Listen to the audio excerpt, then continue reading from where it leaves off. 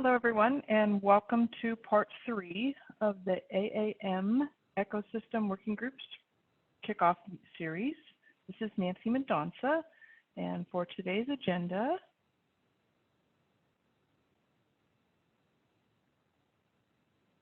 we are going to start with a short Q&A session, and then we will continue on discussing the national campaign. As an overview from the series, part 1 provided an overview of AAM featuring 2 keynote speakers, Bob Pierce and Ali Barami. Yesterday's featured an overview of the working groups and an introduction to the national campaign. Next week, we will be posting the recording of yesterday's virtual meetings in case you missed it or want to go back and listen to it. And to start off today, we've taken the questions from the Conference IO. We're going to be featuring several of those questions as we continue to respond back to you on those. David Hackenberg, are you with me? Nancy, we're working on his audio right now. Give me 2 seconds. Okay.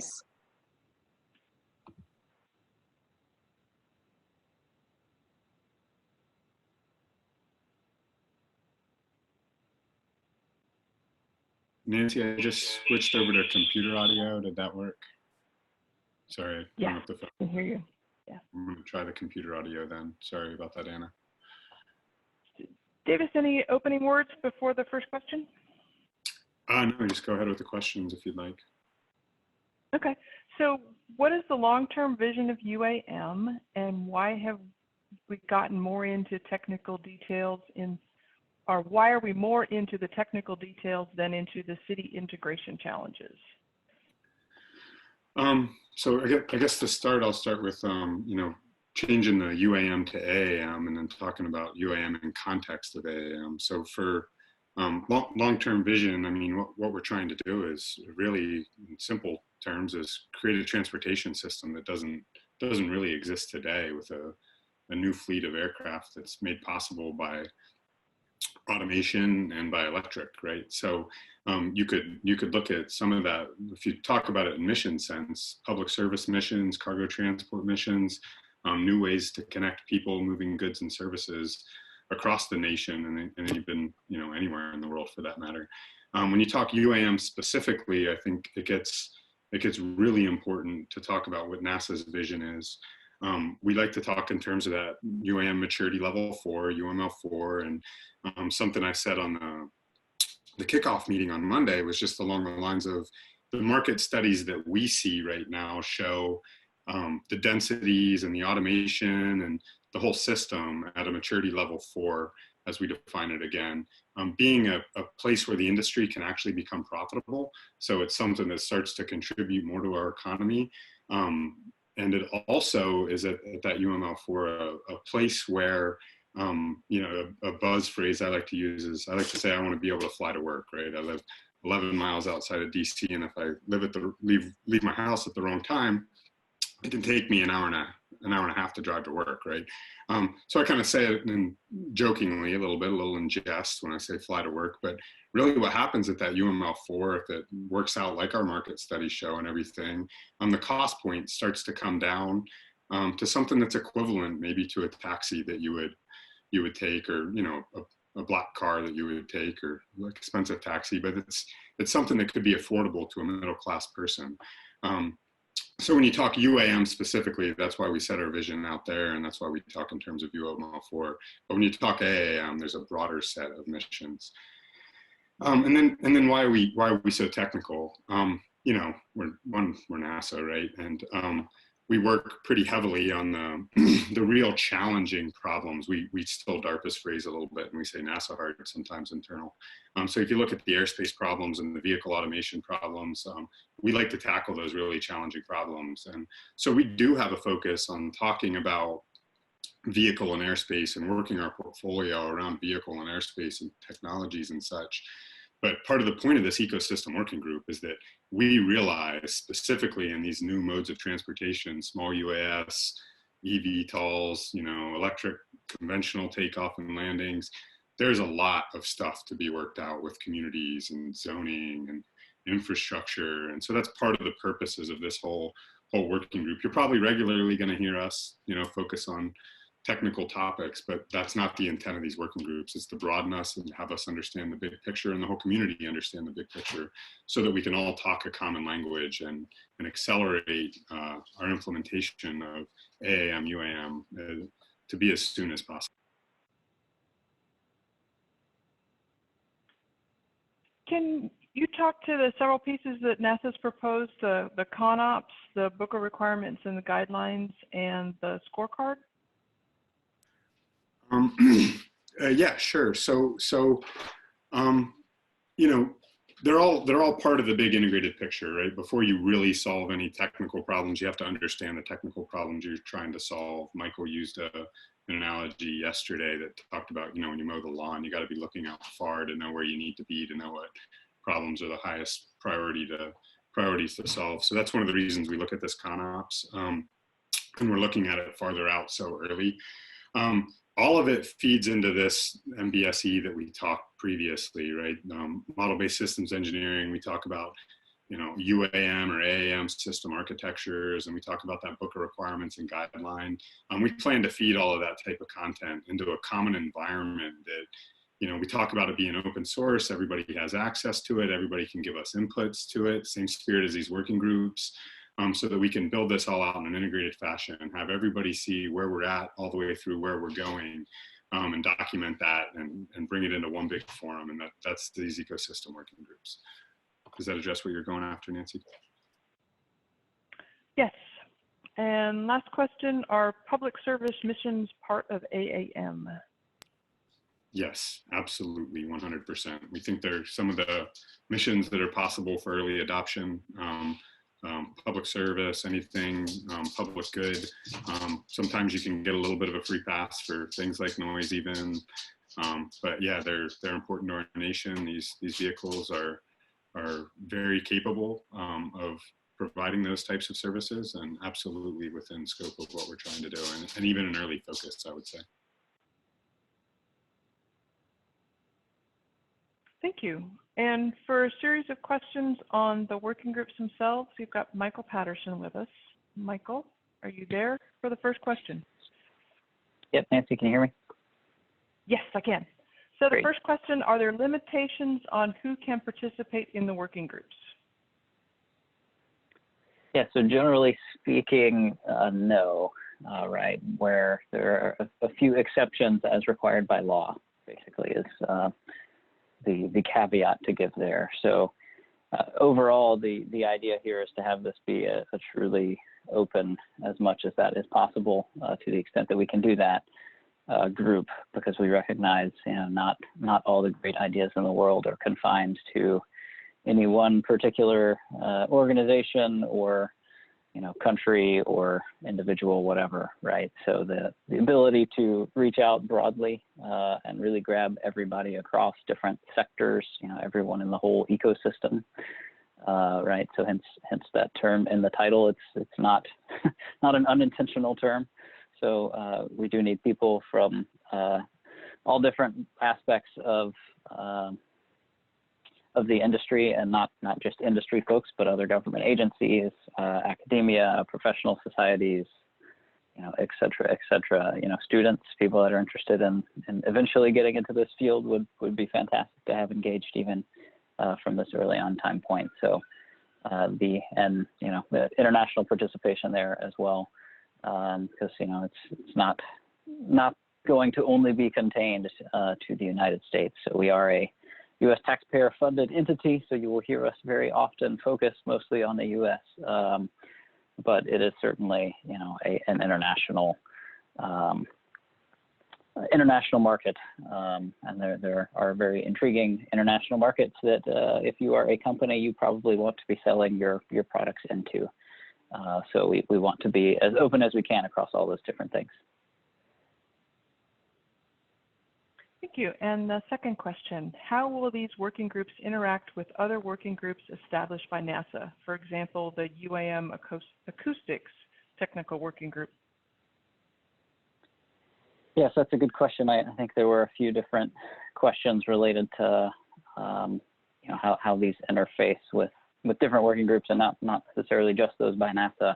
So I'll say internally to NASA and specifically with the acoustics technical working group and the UAM noise working group underneath that. We've had several conversations with the folks that are leading that effort and trying to figure out how we move forward on these things together. We have some initial plans, which we'll talk maybe a little bit about at those meetings coming up in a couple of weeks.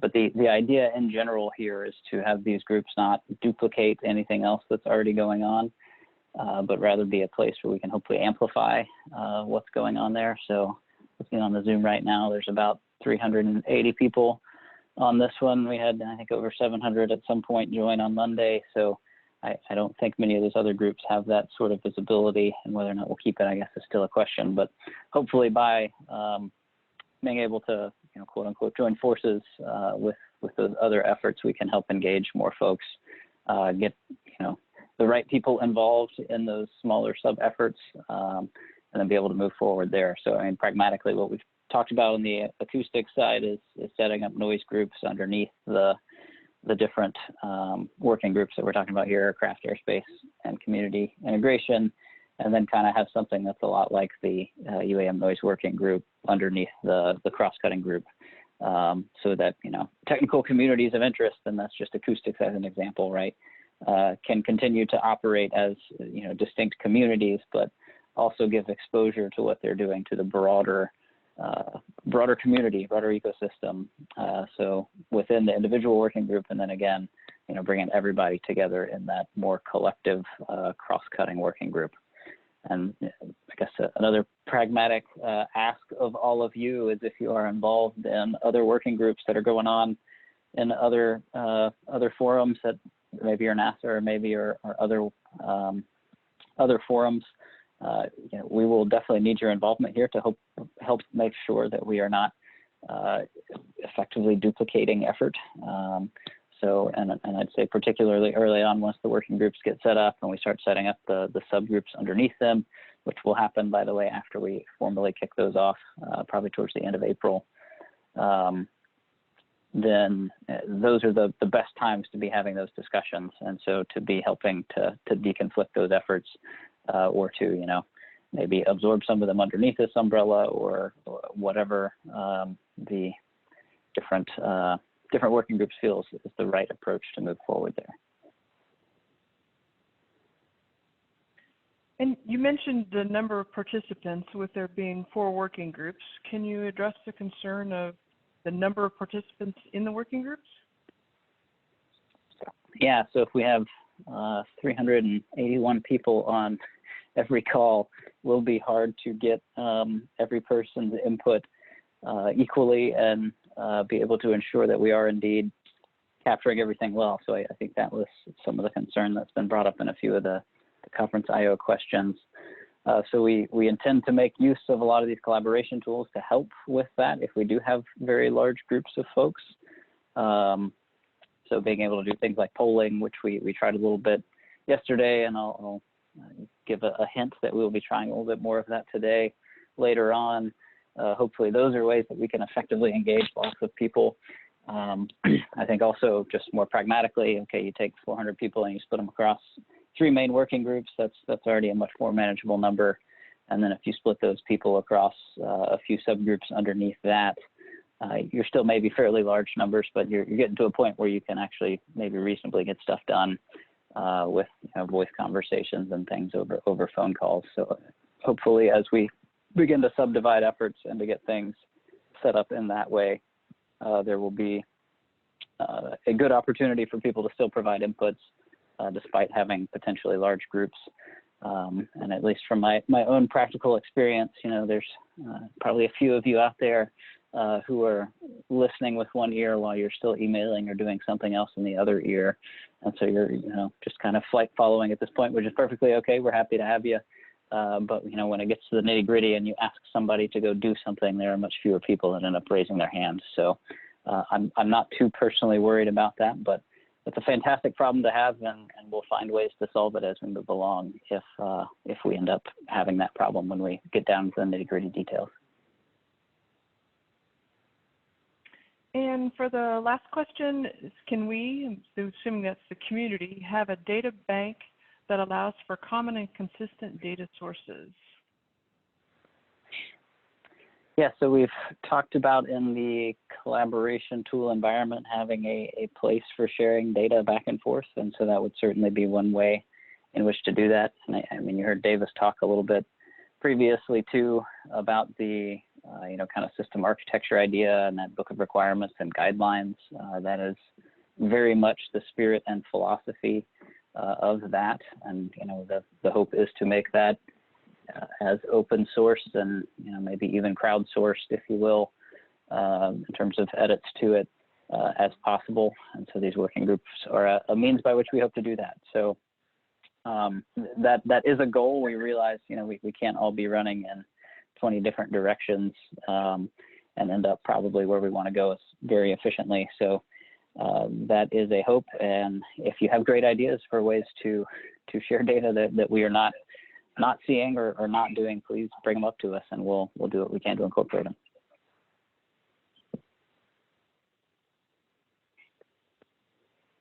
Thank you. Hey, And Nancy, I can take my questions while I'm giving my breakout overview. all right, then I will turn it over to Star again for the third item on the agenda.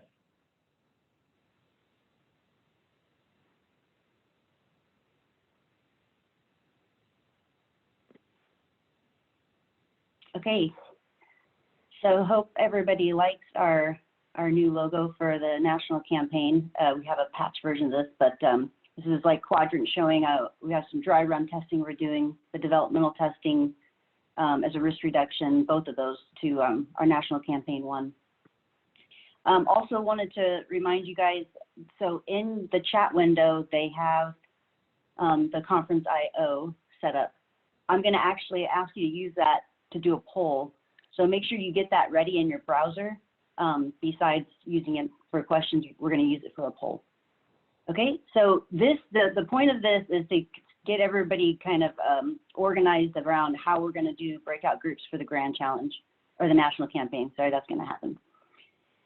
And so the first one that we do, and we have dates that we'll mention at the end, but the first one will be getting feedback on the national campaign series as a whole. Ken Goodrich will kick off that meeting, do a little bit more detailed differences in how he sees each national campaign contributing to the overall goals of these UMLs.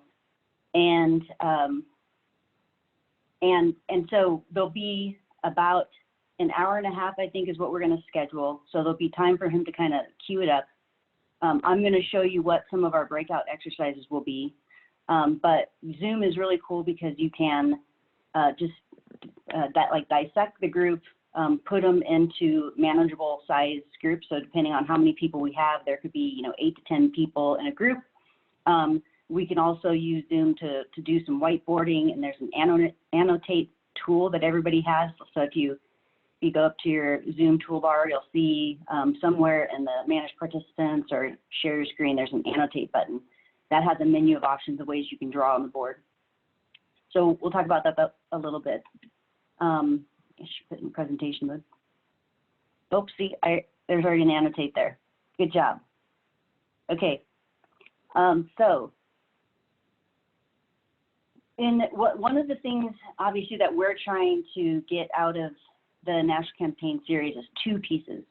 First, we're trying to understand, do we already have relevant safety cases for these vehicles to go forward on a certification path? And when I say certification path, I mean all around operational certification path that touches all the lines of business with the FAA. So we might be able to find some of those areas where maybe there's existing rules that we already can leverage for early adopters. But there's also going to be, as we're trying to, either we're trying to do remotely piloted vehicles and we're trying to come up with legitimate sense and avoid capabilities for them. There are research efforts we can then glean out of what we learn in these flight campaigns to hand over to our research projects. And so, many companies are working on their own solutions, maybe for detect and avoid or different kind of automations for the pilot or the airspace. But by having our research projects help in addition to that, right, we've basically tripled the money or quadrupled the money that you're investing in it yourself, and we can share lessons learned out of that. So when we do the breakout groups, there will be, I think, a key point in the series is what does it mean to have, what is the Delta automation or tools or sensors that need to come along through this series. Now, and I want to just remind you guys one more time, what we're trying to do in the series is demonstrate what it would look like even if we don't have all the exact certified tools in place. So these are early opportunities for us to say, to script out something, figure out how you design the airspace system, how you interface with ATC, how you deal with contingencies, very fundamental things with eVTOL airplanes that are all going to have different levels of automation, whether they're piloted or remotely piloted. And so the certification part of this will be, on the right side of each one of these flight demonstrations. There were several questions on what is our ConOps for the national campaign. So this is, I had this diagram, I couldn't find a really good resolution one because I just saw the question last minute and threw this in there. But when we talk about, and this will be one of the things I asked you in one of the polls, we have 7 scenarios, and I labeled them here. And I had this small in another picture yesterday, but what we're trying to do is come up with, regulations or some empirical data to hand over to FAA to come up with regulations and policy, but do it in such a way that we are, generically, without a specific airport or airspace, understanding all the protocols of, what does the stability and control need to be on the vehicle, how steep when you glide past, how do we abide by the same obstacle avoidances that we have to do to construct the airspace, how do we operate the flow of maybe these specific routes for these vehicles with an airspace system, what does not, the departure and approach, obstacle avoidance, winds changing, heliport versus vertiport.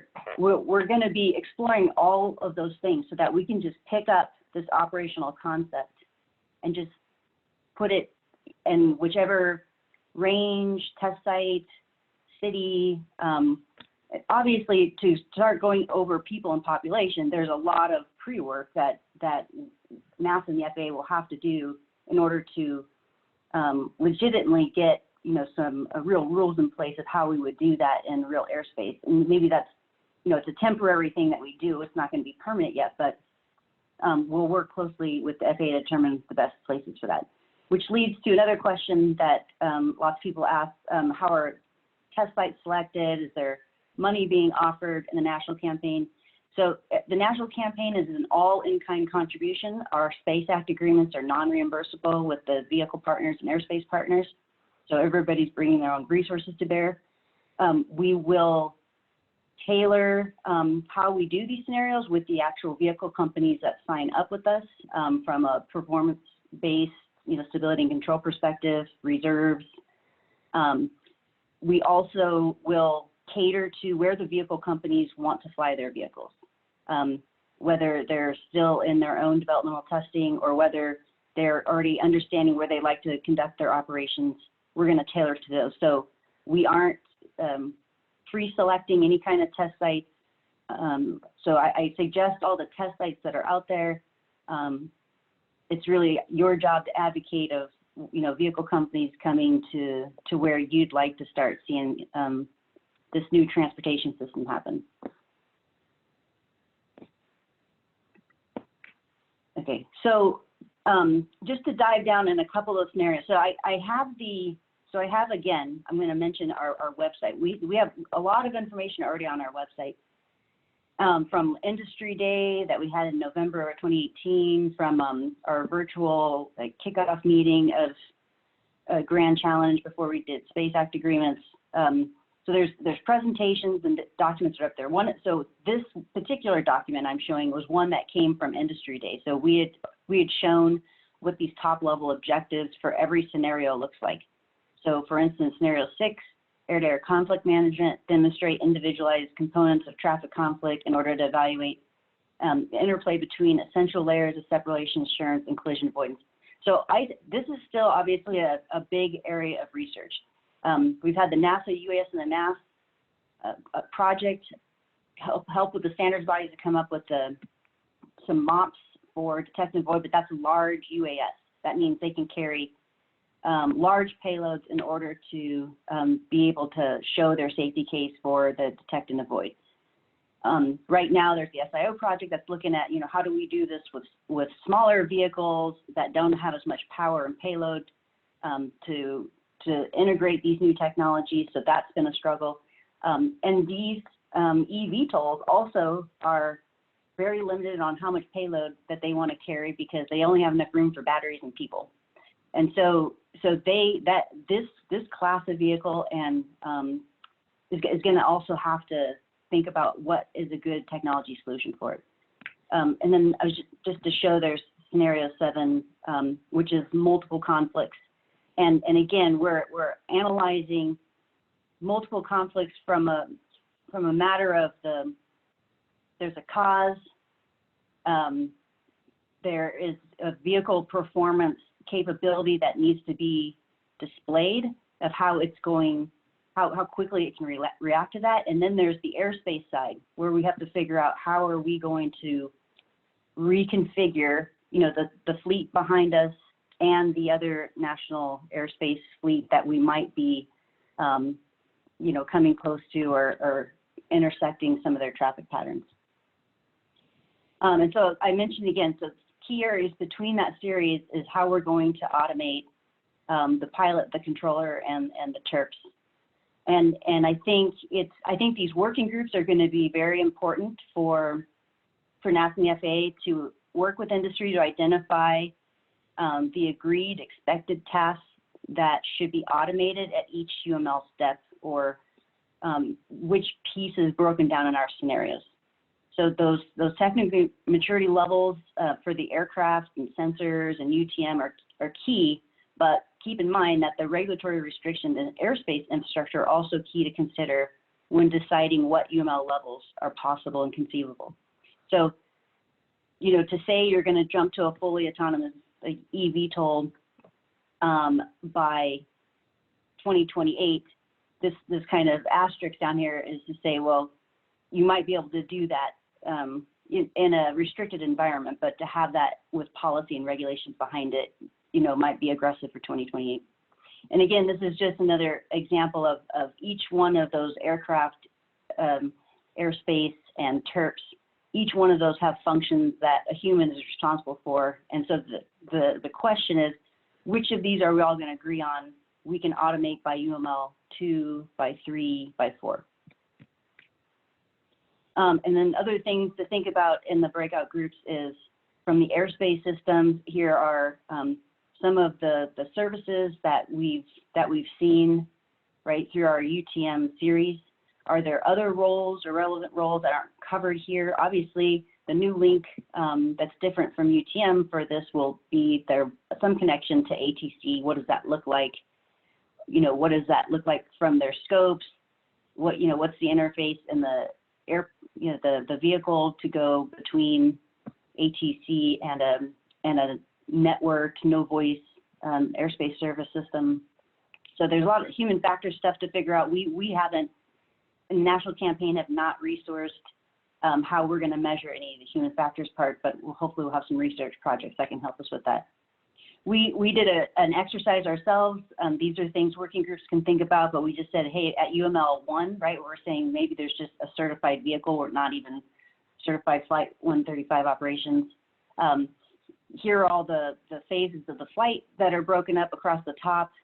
Here are all the different roles and responsibilities between airspace services and ATC. And as we move to UMLs, we should start seeing these services become primary as we go across that UML series, and some of the ATC pieces becoming secondary.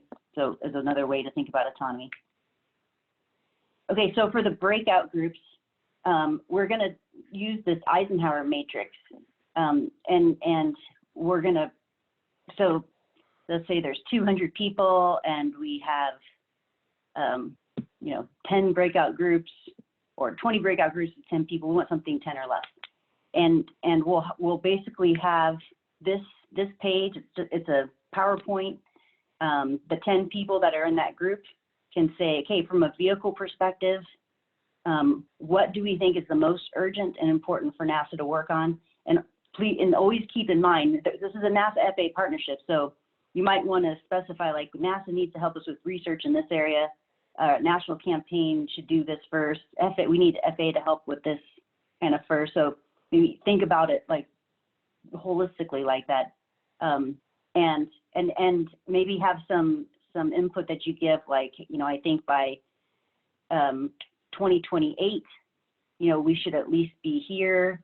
So you can use this kind of any way to communicate to us what you think the urgency of the different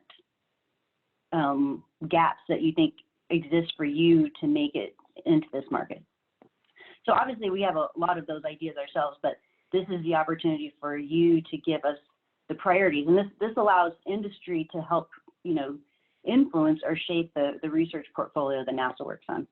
So each group will do this exercise 5 times.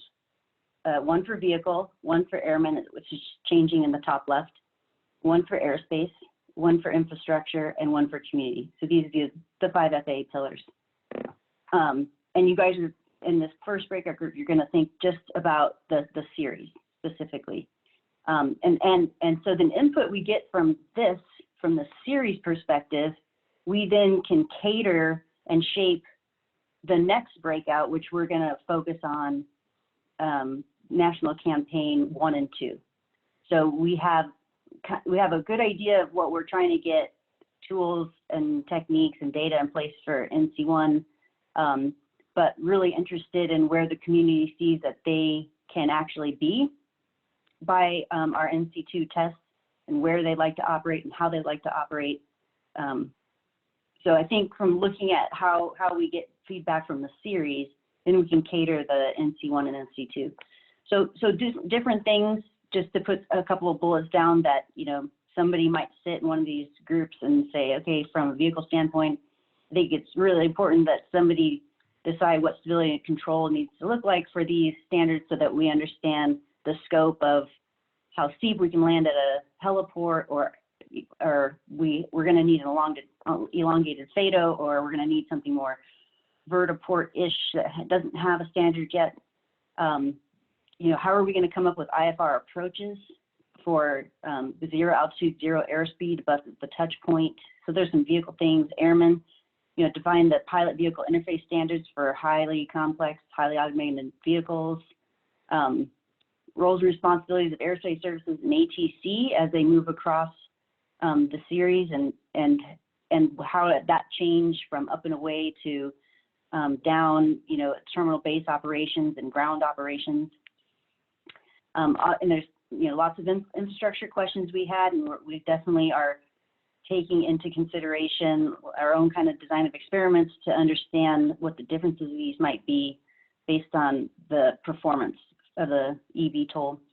And then community, obviously we have acoustics as part of our national campaign. We are starting to talk to some of the cities that are interested in showing how their multimodal capability on the ground connects to this urban layer. Okay, so let's do this poll 1. So I just went through, like, first breakout, what we're going to do. I think another thing to help us with the breakout in this first poll is tell us where, no matter what, if you're airspace, community, cities, if you're subsystems, but if you already know the kind of business models or partnerships that you guys are building, tell us, just picking one choice, where do you see yourself in the 2028 timeframe. Let me bring the poll up. Which UML you see yourself operating at in 2028. And there's a rural or urban option to that. Did I have the polls? I thought I had the polls up. So I don't know, Anna, if you want to show the poll up on the screen. Star, it is unlocked. So everyone, the link is also in the Zoom chat if anyone on the call needs to access it. Oh, there we go. Okay, so I just clicked the link. Right there, Star. So, yeah. Where do So you see your... you guys can... All right, so here's our, where do you see your company's business model in 2028? And then it just disappeared on me. Oh, there it is. Okay, so everybody can provide one answer to this, and we'll try to use this feedback for our first breakout group.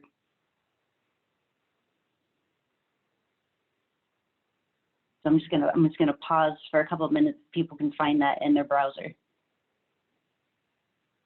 And so I still have 9 minutes.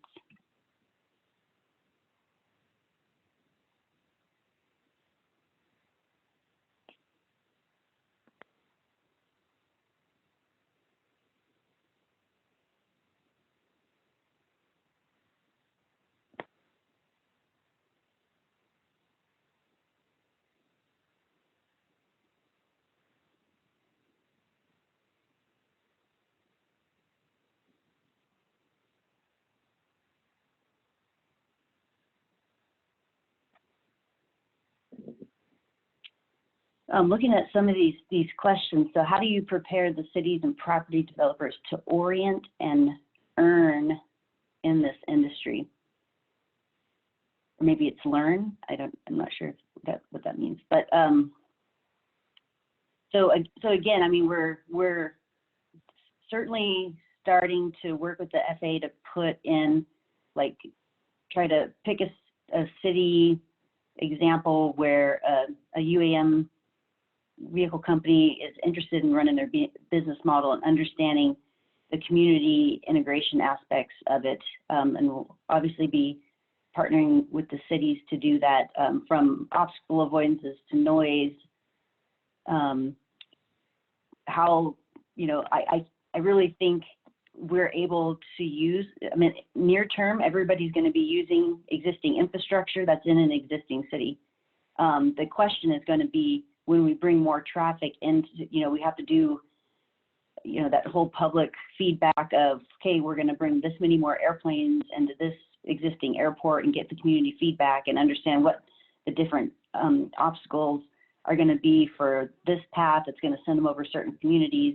So I would just say in the near term, we probably should just figure out what that looks like with something easy like current infrastructure. But you know, trying to get back to be able to land on building tops. And obviously we've heard a lot from the Vertical Flight Society on infrastructure and how much cost and time it takes to pull major power from substations, you know, into new areas. It's a large investment. But again, I think in the national campaign, what the empirical data that we're trying to collect and understand some of these operational guidelines to hand back to the FAA should generically allow them to provide feedback in any area that people are interested in putting these landing spots.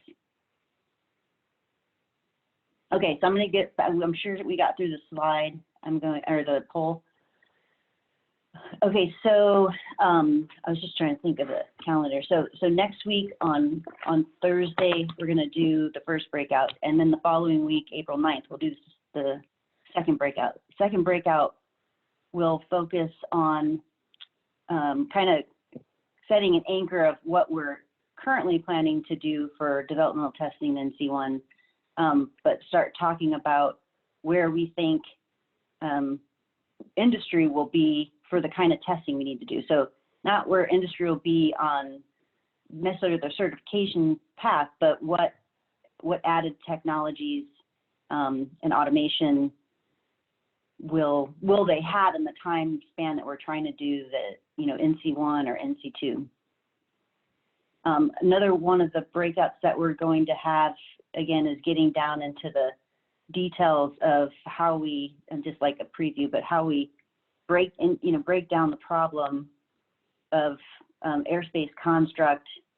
All these equations are calculated based on performance of the vehicle and the sensors and systems on the vehicle. What are going to be loiter patterns? What do the different glide slopes look like for a heliport versus a vertiport?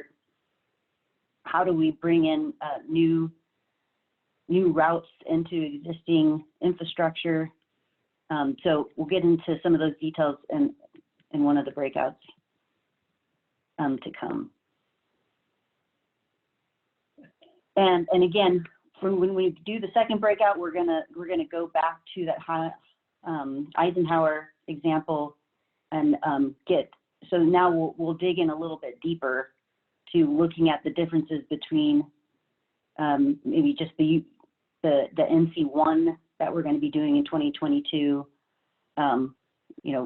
where vehicle companies are interested. We're going to be putting out our announcement of collaborative opportunity around, I don't know, maybe April 2021 to get new participants on for National Campaign 1. So definitely give us feedback for National Campaign 1 and 2 of where vehicle and airspace companies think would be good opportunities to conduct these tests. And we haven't quite figured out what the exercise is going to be for scenario 3 because it is a lot more engineering intensive. And so if you want to give us some feedback on breakout groups and some of your questions, or make comments instead of ask questions of suggestions of how we go forward, we're going to use this first breakout Thursday to be kind of a lesson learned, like how easy was it for all of us to use the Zoom tool, which we've played with it a couple times, and I think it's going to come, first time we'll be a little slower at it, but we'll be getting a lot quicker at doing it the next time.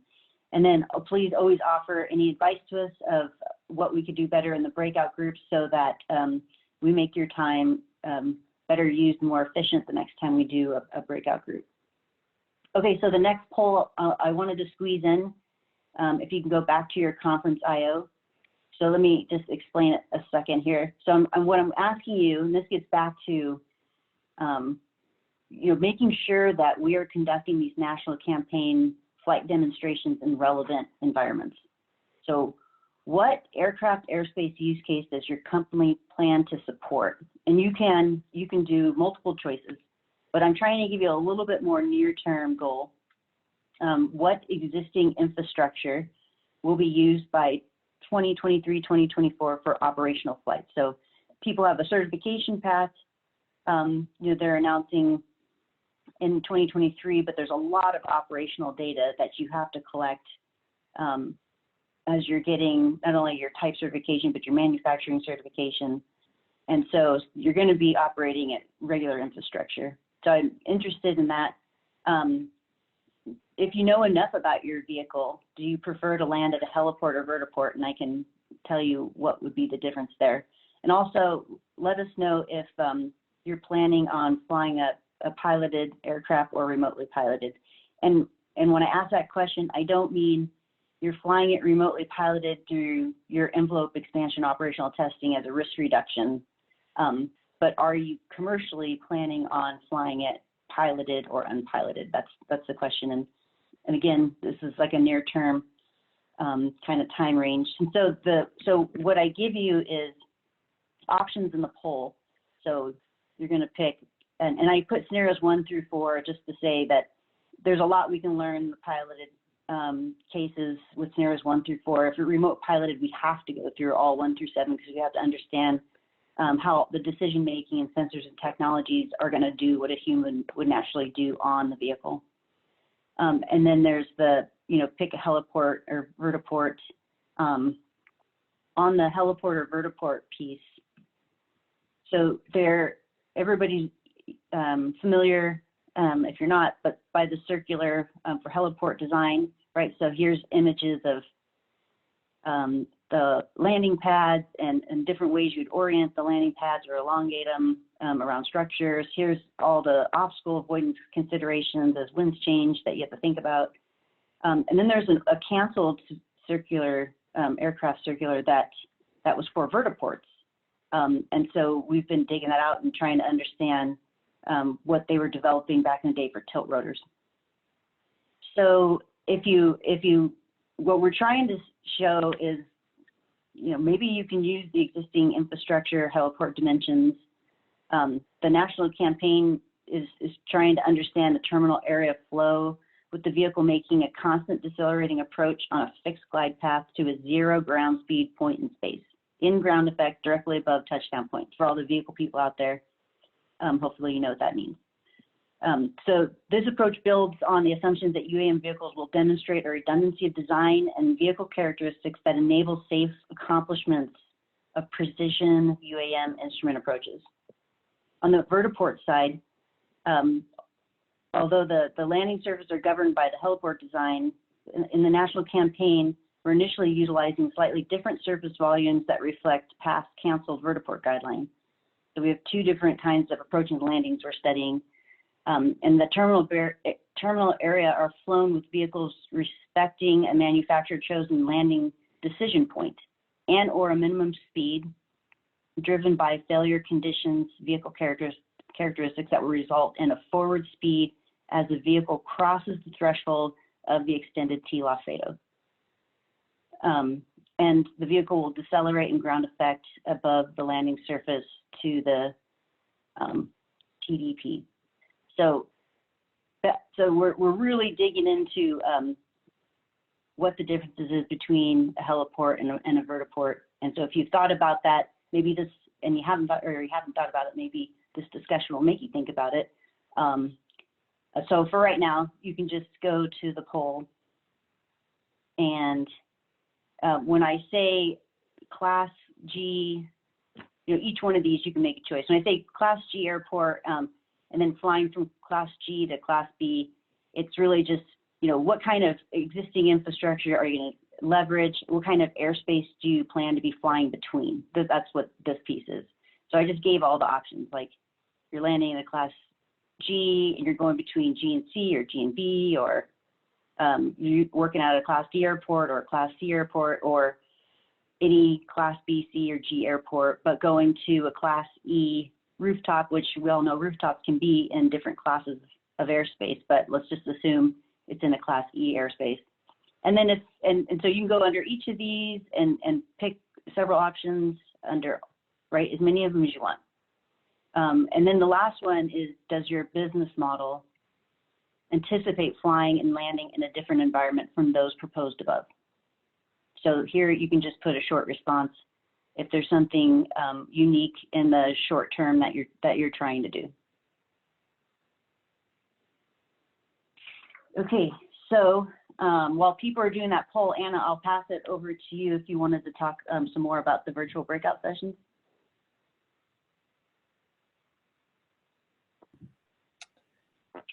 Yes, Star, I actually was going to ask, we have a few people on the line asking for you to go back a couple of slides and just review a little more about what those breakouts will be, like the specifics. If you have one summary slide, that would be great. And just review it one more time. Okay, so I think it's very important when you're talking about an operation that we don't stovepipe vehicle people and airspace people and infrastructure people and community. Because every piece of this flight plan and every decision that has to be made involves FAA Air Cert, flight standards, and airspace operations. So if I'm trying to design something here for takeoff and landing, I need all of them there. If I'm trying to design a contingency up and away, I need all of them in the conversation. So for national campaign, I'm encouraging that we use this as one of our cross-cutting working groups, that we bring all the 5 different groups of that pillar together. And each group will actually go through the 5 pillars. So, you know, some people are more knowledgeable about vehicles, then they'll probably be able to maybe fill this in more. But I think it's very important for the airspace and infrastructure people to hear how a vehicle person is filling this in. And then when we get to airmen, everybody has an opportunity to fill it in. Maybe there's somebody in that particular breakout group that knows more about airmen. If you don't have anybody that knows about airmen, then you obviously just skip this one. We have lots of interest in airspace, but I think that, you know, vehicle and infrastructure people also need to hear how, you know, airspace would consider some of these blocks, and vice versa. There'll be plenty of infrastructure people that touch, you know, how an operation is going to happen from airspace, or how the vehicle is going to operate, ConOps on the ground. So if we have 20 breakout groups, or 30 or 50 breakout groups, every single group is going to do the exact same exercise, and every single group is going to have a cross subject matter representation in them. We are going to try to make sure there's one NASA person in each one of those breakout groups, just to maybe try to help, you know, everybody do the exercise, or if they have some questions, depending on who's in the group, they might be able to answer them. So hopefully that helps. Perfect. Thank you, Star.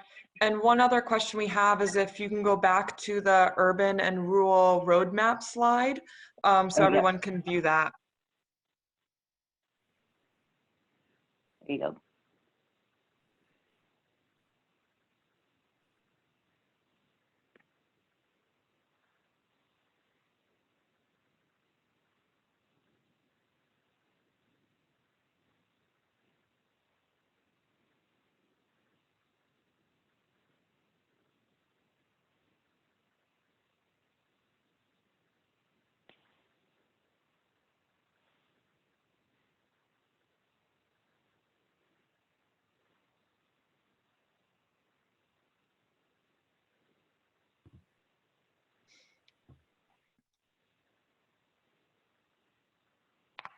And Anna, do you want to ask me any other questions while people are looking at this? Those were the ones that popped up. I think other than this, I'm happy to review kind of how, when they sign up for the breakouts next week, how those will work. Do you want me to move on there and then talk about the proposed dates? Or those Sure. were the 2 questions that popped up? Yeah, you can go over that now. If there's Perfect. any conference IO questions, I can look at those while you're talking. Sounds great.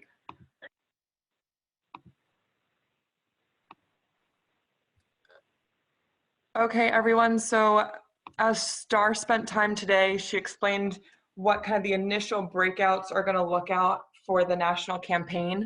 Right now, those are tentatively scheduled for April 2nd at 1:30 p.m. Eastern and April 9th at 3 p.m. Eastern.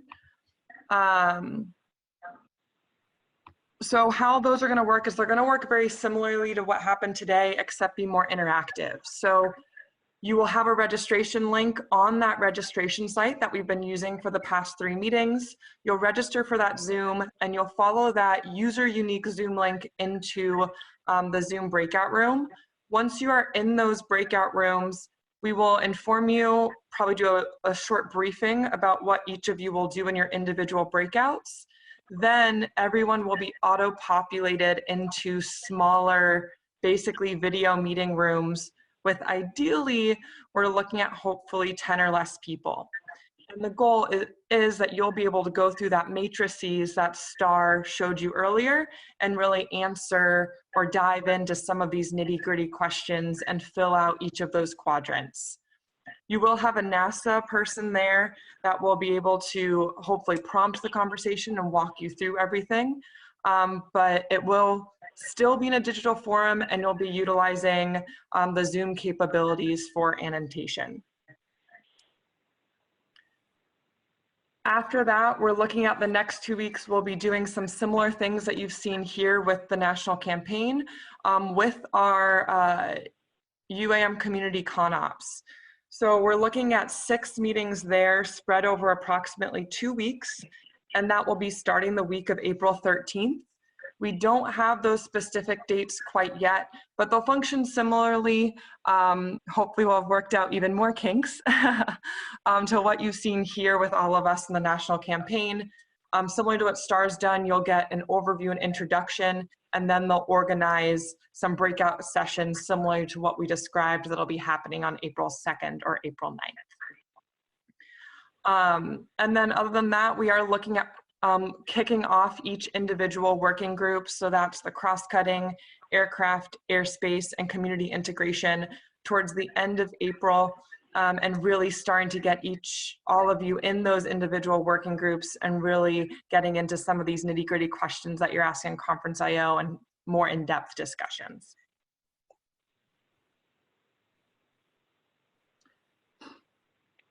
With that, I'll pass it to you, Star, if you see any questions you want to answer.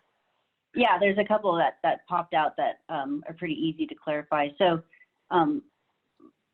the relationship between UMLs and the NC series is unclear, and I mentioned that yesterday. So because there's 4 UMLs and there's 4 NC series, it is unclear. The UMLs specify. There was an industry poll that we came up with these maturation levels, and it was really trying to define the maturation level that those activities were certifiable. And so an industry had given some feedback of when they thought they would be able to achieve some of those certification hurdles. The NC, the National Campaign Series, is assuming that we're gonna try to see if the vehicles and airspace companies and our test infrastructure can at least get us to a design of experiments where things aren't certified yet, but we can start showing what requirements need to be certified at around a UML3 perspective. So we're really at the mercy of industry, of how advanced we can show those technologies, because we're using industry right as the people that we're trying to help figure out with the FAA what that certification path looks like. So UMLs are specific certification language and timelines for certifying. National Campaign is trying to get a step ahead of where the UML is we're trying to do an experiment of how are we going to inform those UMLs in that certification process. My assumption is that time scale of those UMLs that we've been showing is probably aggressive from a couple years ago, what industry thought, but we'll certainly be able to prove some of that out. Another question we always get is, do powered vehicles that are powered traditionally and hybrid power plants fit into NASA's concept of AAM? So David had mentioned we're trying to enable a new aircraft, capability, a new way of distributing people and goods that we haven't been able to do before. That's more affordable. So if the business case of the vehicle that you're flying is competitive with what eVTOL or those higher levels of automation can bring, those new technologies can bring to the table, and this is a new path for us to use transportation in a way we haven't, we call that, that's a novel vehicle. So we're not there are definitely hurdles of what electric propulsion limits a vehicle, right? For reserves, we're trying to figure that out. Hybrids obviously are not going to have that problem, but hybrid power plants are perfectly welcomed in our concept of AAM. And we're right at 11:59. So we will have our team look at these questions, and we've been trying to keep some Excel spreadsheets of answers that eventually we'll be posting maybe on a fact sheet or something. So for all these that didn't get answered, have these discussions in the breakout groups. That's another good spot to have them. All right, that's all I have. Thank you, everybody, for joining us. And our first breakout group will be Thursday, so please look for that. Thank you.